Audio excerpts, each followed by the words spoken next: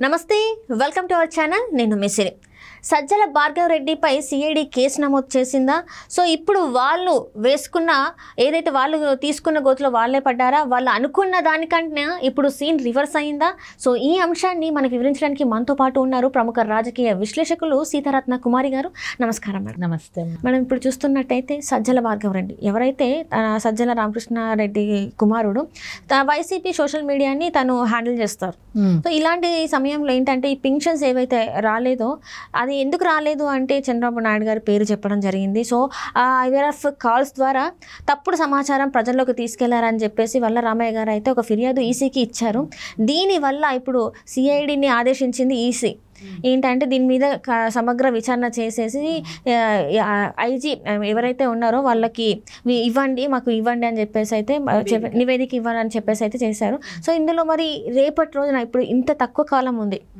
మనకి elections so ఇప్పుడు ఈ పరిణామాలన్నీ చూస్తే అసలు ఏం జరగబోతుంది అంటే ఇది చాలా దురదృష్టకరం సిరి ఈ పింఛన్దారులు ఏదైతే ఉందో అది నిజంగా ఒక రాజకీయ క్రీడ ఎంత క్రూరంగా ప్రభుత్వం ఆడుతుందంటే ప్రజల ప్రాణాలతో వైఎస్ఆర్సీపీ ప్రభుత్వం చెలగాటమాడుతుంది ఎందుకంటే ఎలక్షన్ కోడ్ అమల్లోకి వచ్చిన తర్వాత కొన్ని రాజ్యాంగబద్ధంగా ప్రభుత్వం కొన్ని చర్యల్ని కొన్ని పనుల్ని ఆపివేయాలి అది జనరల్గా ప్రొసీజర్లో పార్ట్ ఆఫ్ ప్రొసీజర్ అలాగే ఆ ప్రొసీజర్లో భాగంగా ఈ పింఛన్దారులు ఎవరైతే ఉన్నారో వృద్ధులు వయోవృద్ధులు దివ్యాంగులు అందరికీ ఎవరైతే ఎలిజిబిలిటీ ఉన్న వాళ్ళందరికీ కూడా ఆల్టర్నేటివ్ వేలో వాళ్ళకి పింఛన్ అనేది అమర్చాల్సినటువంటి బాధ్యత ప్రభుత్వానిది అంటే ఇక్కడ రాజ్యాంగ వ్యవస్థల్ని గౌరవించాల్సినటువంటి బాధ్యత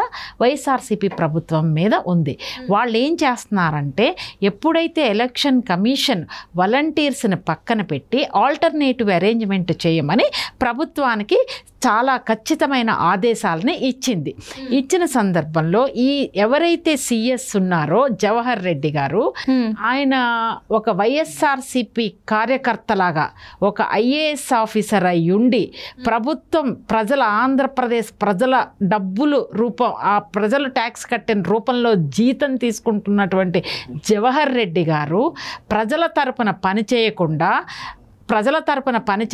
వాళ్ళు వైఎస్ఆర్సీపీ అధినాయకత్వానికి తొత్తుల్లాగా వ్యవహరించడం ఎంతవరకు కరెక్టు ఇది ఎంత క్రూరమైన రాజకీయ క్రీడ అంటే ఇంత వయోవృద్ధులకి వీళ్ళకి డెఫినెట్గా ఆల్టర్నేటివ్ అరేంజ్మెంట్ చెయ్యొచ్చు గ్రామ సచివాలయాల్లో గ్రామ వార్డుల్లో గవర్నమెంట్ ఉద్యోగస్తుల ద్వారా వేరే ఆల్టర్నేటివ్ అరేంజ్మెంటు ఆల్రెడీ కలెక్టర్స్ సిఫార్సు చేశారు ఈ విధంగా మనం వీళ్ళందరికీ ఇంటింటికి వెళ్ళి మనము పింఛను పంపించవచ్చు అని ఇస్తే జవహర్ రెడ్డి గారు దాన్ని వైఎస్ఆర్సీపీ పార్టీ అధిష్టానం ఆదేశాలకు అనుగుణంగా వాళ్ళకి ఇవ్వకుండా వాళ్ళ యొక్క వృద్ధుల్ని ఇబ్బంది పెట్టి 46-47 డిగ్రీల టెంపరేచర్లో బలవంతంగా వాళ్ళని పిలిపించి బ్యాంకుల దగ్గరికి వాటికి పిలిపించి అక్కడ కనీస సౌకర్యాలు ఏర్పాటు చేయకుండా ఇబ్బంది పెట్టి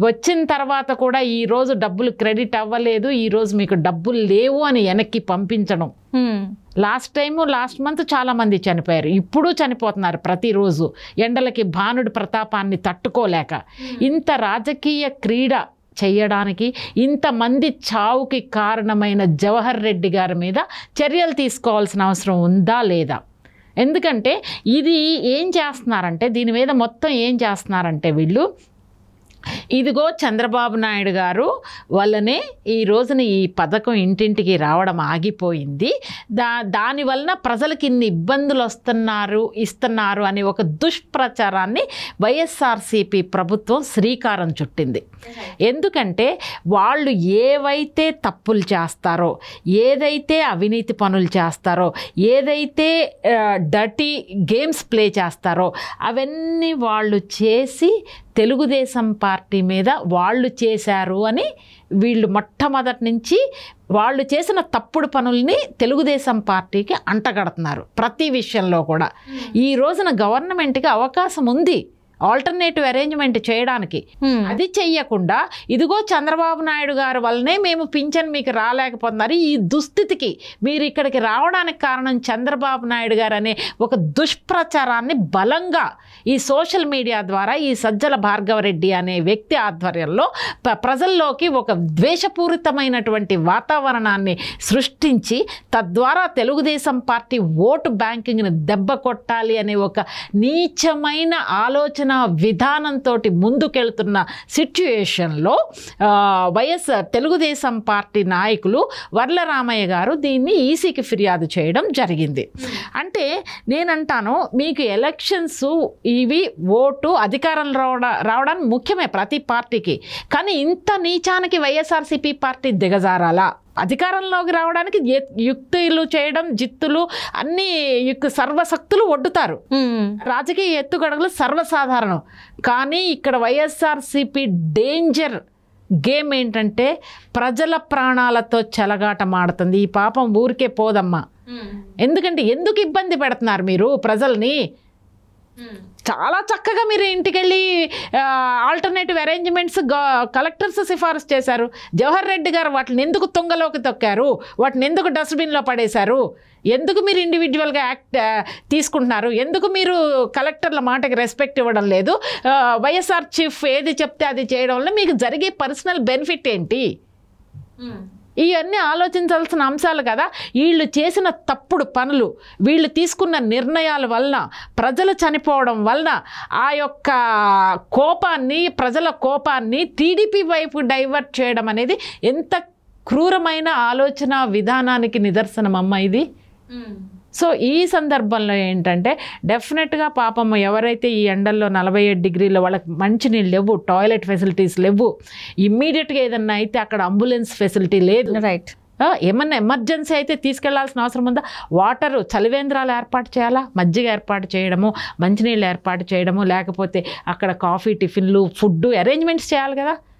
ఎక్కడెక్కడి నుంచో 4-5 కిలోమీటర్లు, 5-6 కిలోమీటర్ల పాపం నడిచి తెల్లవారుజాము నుంచి నడిచి వచ్చి ముసలాళ్ళు, ముతకాళ్ళు, పాపం పెద్దవాళ్ళు అనారోగ్యంతో 4-5 కిలోమీటర్లు నడుచుకుంటూ వచ్చి ఆ కింద అక్కడ చెట్టు కింద వచ్చి బ్యాంక్స్ ఓపెన్ చేసి లేకపోతే ఆఫీసులు ఓపెన్ చేసి 10:30-10ంటికి ఓపెన్ చేస్తే ఆ క్యూలో తట్టుకోలేక చనిపోవడము. ఇంకొకటి ఏంటంటే అక్కడి వరకు వచ్చిన తర్వాత ఈరోజు డబ్బులు రాలేదని ఇబ్బంది పెట్టడం. అంటే కొంతవర్గం ఇప్పటికీ ఈ రోజుకి కోడ్ అమల్లోకి వచ్చిన తర్వాత కూడా వైఎస్ఆర్సీపీ పార్టీ జగన్మోహన్ రెడ్డి గారు మనుషులు ఎలక్షన్ కోడ్ని ఉల్లంఘించి ప్రజా వ్యతిరేక పనులు చేస్తున్నారు అనడానికి ఈ పింఛన్ యొక్క ఏ విధంగా అమలు చేస్తున్నారు అనేది ఇది నిదర్శనంగా మనం చూడవచ్చు. సో నేనేమంటున్నానంటే దీని పర్యవసనాల్ని భవిష్యత్తులో వైఎస్ఆర్సీపీ పార్టీ ఈ యొక్క ఫలితాలని భవిష్యత్తులో ఓటు రూపంలో తప్పకుండా వాళ్ళు చూస్తారు. Right madam, right. Thank you so much.